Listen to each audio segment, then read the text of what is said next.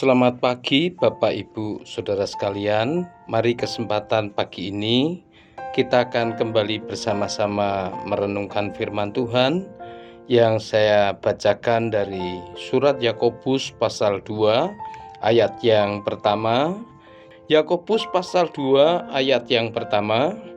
Saudara-saudaraku, sebagai orang yang beriman kepada Yesus Kristus Tuhan kita yang mulia, janganlah iman itu kamu amalkan dengan memandang muka. Di dalam surat Yakobus ini, Yakobus ingin mempertegas bahwa setiap orang yang percaya kepada Tuhan, iman itu supaya disertai dengan perbuatan-perbuatan yang benar tentunya. Dan di dalam ayat yang pertama ini ditegaskan bahwa iman itu tidak boleh diamalkan dengan memandang muka, artinya memilih-milih orang. Lah Bapak Ibu Saudara, kenapa sih kok Yakobus mengingatkan hal ini kepada setiap orang yang percaya pada zamannya dan tentunya juga kepada setiap kita? Ada dua alasan yang sangat prinsip dan sangat mendasar yang perlu menjadi perenungan buat kita sebagai umat Tuhan, yaitu yang pertama, kalau iman itu kita amalkan dengan memandang muka, iman itu tidak disertai dengan perbuatan-perbuatan yang benar seperti yang Allah mau, maka di dalam ayat yang ke-17 dan yang ke-20 mengatakan demikian. Di dalam Yakobus pasal 2 ayat 17 dan 20, demikian juga halnya dengan iman. Jika iman itu tidak disertai perbuatan, maka iman itu pada hakikatnya mati. Di dalam ayat yang ke-20 dikatakan, hai manusia yang bebal, maukah engkau mengakui sekarang bahwa iman tanpa perbuatan adalah iman yang kosong? Diberikan penegasan oleh Yakobus bahwa iman yang tidak disertai dengan perbuatan-perbuatan yang benar, yang menyatakan keimanan itu kepada Tuhan Yesus Kristus, maka Bapak Ibu Saudara sekalian, dikatakan iman itu adalah iman yang mati. Iman itu adalah iman yang kosong, yang tidak ada apa-apanya. Iman yang mati berarti iman yang tidak ada gunanya juga.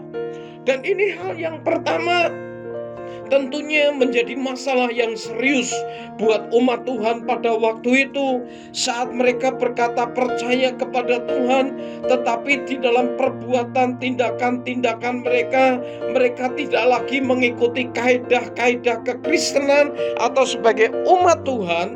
Maka diberi penegasan oleh Yakobus bahwa iman itu adalah iman yang mati. Iman itu adalah iman yang kosong. Lah kalau kan kita berkata yang penting saya percaya kepada Tuhan, Yakobus juga memberikan peringatan di dalam ayat 19, engkau percaya bahwa hanya ada satu Allah saja, itu baik. Tetapi setan-setan pun juga percaya akan hal itu dan mereka gemetar.